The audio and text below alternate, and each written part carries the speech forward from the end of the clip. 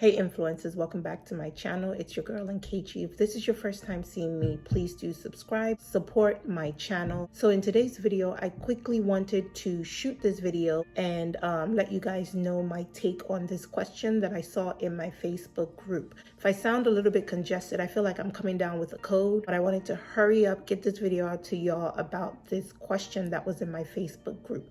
I have my laptop right here, and so I'm going to be looking over to let you guys know what the question was and just give you a little bit of input or insight based on my knowledge. It's up to you to do as you please, but hopefully the advice and my take on this will help one of you guys or millions of you guys out there. Let me look over here and read the question, and then I'm going to look over here and answer the question and just give you my thoughts on the question.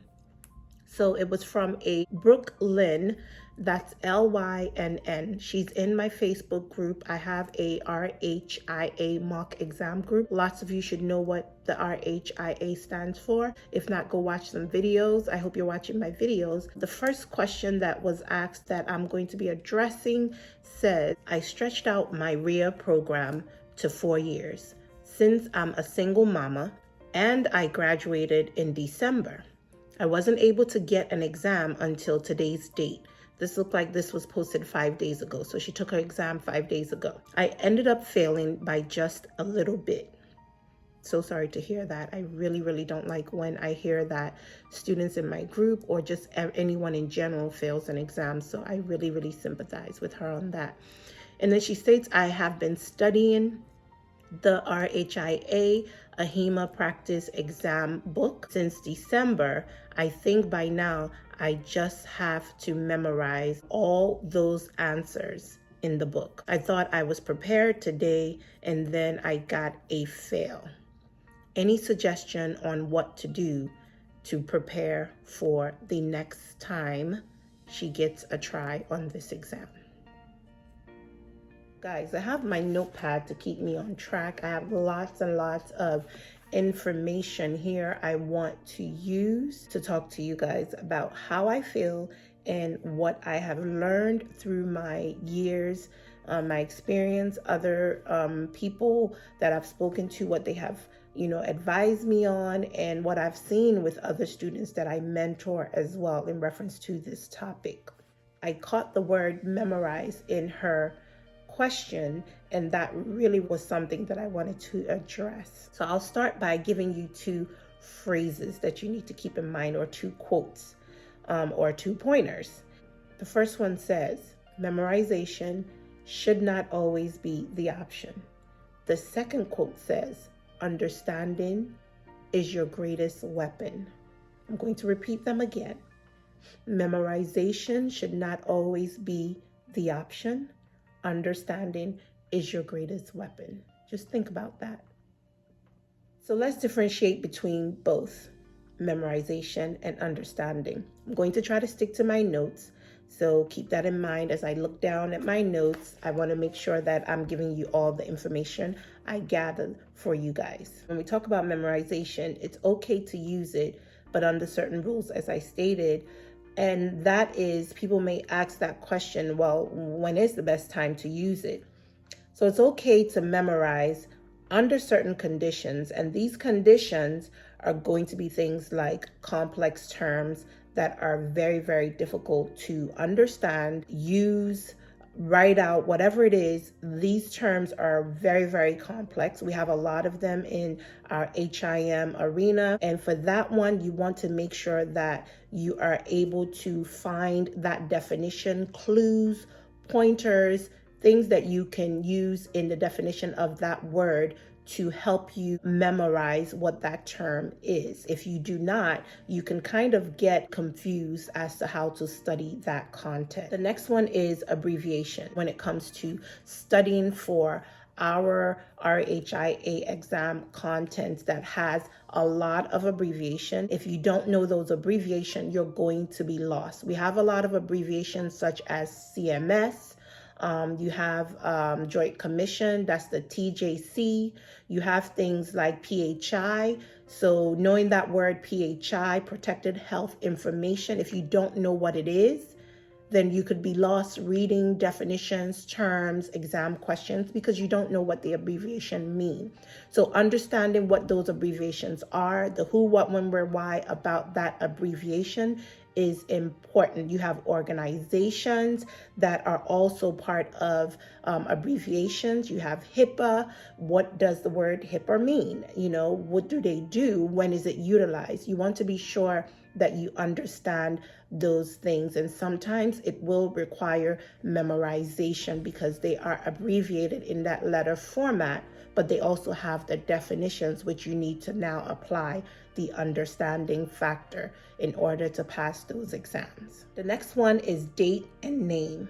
Date and name is when we have those acts and laws and rules and regulations, when things were passed in law or in history. You want to make sure you know the dates. You want to memorize those dates. Sometimes they're very difficult to memorize, but that could help you to answer when in time something happened. The name is something you want to also memorize. Privacy Act, you want to be able to know those things and memorize why they were done, what happened, what was the impact in that date and time when this rule or this law was enacted.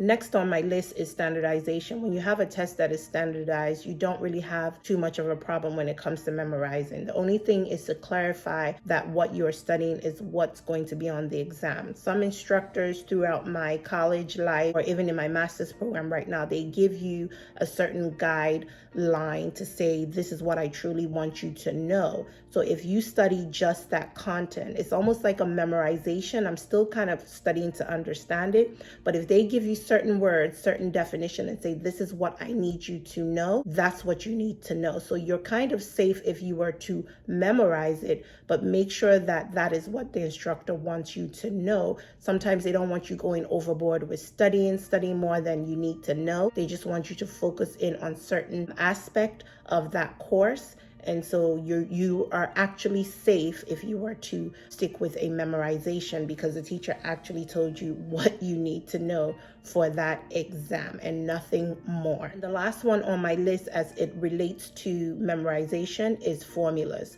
Statistical formulas, things like calculations, you want to be sure that you memorize them. There is no if, ands, or but. There is no maneuvering around it.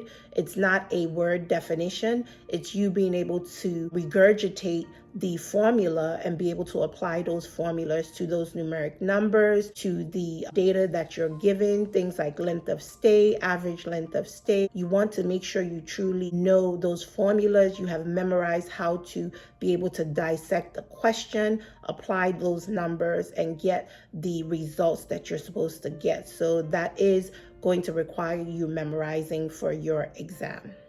So we're going to move over to the understanding part of this video. When it comes to understanding, that is like key to truly knowing what you're trying to study in preparation for your exam. I broke these down into 3 different parts, and that's the TCC, but this is how I can also memorize what I need to share with you guys on this video. We'll start with the T. The T is where you have to know your terms.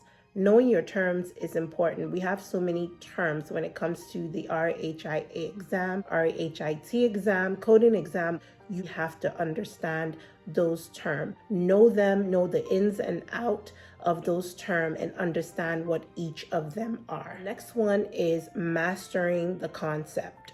Mastering the concept is where you're looking at those questions and you're able to tell how the questions are being posed and how they are generating the question. If you don't master the concept, you're not going to do well on your exam. When you study and just memorize your questions, it's more as in, I'm just memorizing my questions, I'm memorizing my answer. But if you're studying to understand, you really have to make sure that those concepts are mastered. You see how they're posing the questions. Truly, what are they trying to ask you in that question? And the third and final one is where you are comprehending that question. So comprehending the question is they're asking you that question and the answer that they want. You're able to understand what they're asking and what is the answer to this question. So you're looking through the multiple choice question and you're being able to root out which ones are incorrect based on your knowledge and your understanding. If you don't know which one is incorrect, you're going to fail the exam. You won't know which one to select from. So being able to look at that question, comprehend what they're truly asking you, will help you weed out which ones are not the correct answer. And sometimes with the exam, they do put in several questions that has answers that could be multiples. And so you have to be able to take your best choice. And with the understanding portion of this, it is where you get your true information retention. You want to know what it means when you're memorizing and the differentiation between understanding. For the exam, you're going to have some questions that you need to really say, I'm memorizing these questions, and the other ones you want to truly understand. I always study to understand, but the ones that are imperative, those abbreviations, the dates, complex terms, those are the ones you want to say, okay, I'm going to memorize it, build you a list, build your card, study it up, and then go back and understand what you're reading, the who, what, when, where, why, and why is this question so imperative to the answer I want to give them, and that will help you with your studying. So I hope you found this video to be imperative. Don't do a lot of memorization. It is not going to work for this exam. This is a monster of an exam, and you want to be sure that you know what you're doing. Pick and choose what you're memorizing and make sure you truly understand those questions so you can do well on your exam. Again, please do subscribe, help me build my channel, and I greatly appreciate all you guys out there. All right, see you in the next video.